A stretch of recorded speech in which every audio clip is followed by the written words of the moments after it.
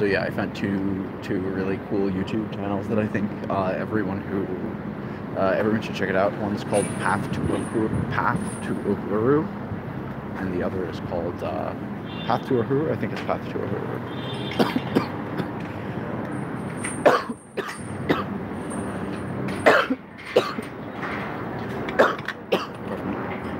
And the other is called Holipsism. And then there were a few other channels that are sort of related to those channels and interconnected, and they should all be checked out.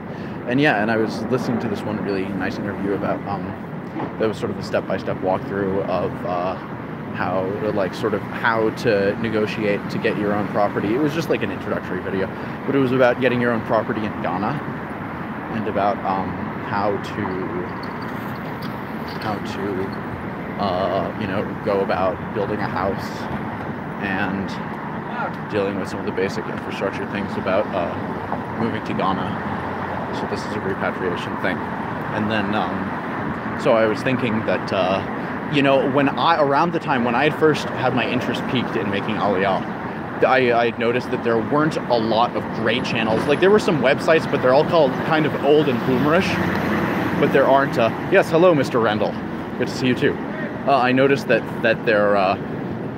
there weren't a lot of really sort of in-depth repatriation videos coming from that sort of like how-to guide angle. So I'm thinking that when I do finally move to Israel and I repatriate, I'm going to do some videos on some like how-to as sort of as I go through the process of figuring things out, sort of detailing how I do things. Maybe even sort of also maybe people in the comments can give me some help and whatnot.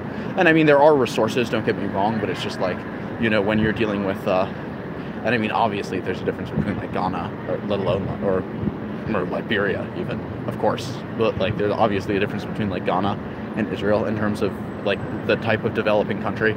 But I've heard of some pretty bad experiences from like quote-unquote Anglos, like people like me, going to Israel and just being taken advantage of in small ways here and there, or being discriminated against in the job market just because it's formulated differently. Like in America, it depends much more on education and credentials. But yeah, upping my stream game to a degree.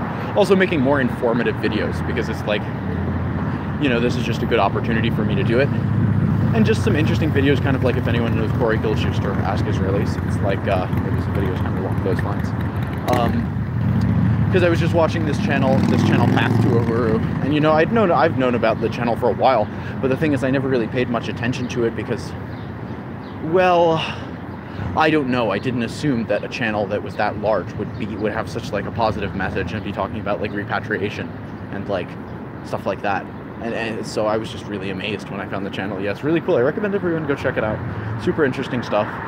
And he just like films. He films just some of the stuff that's going on around him in his environment.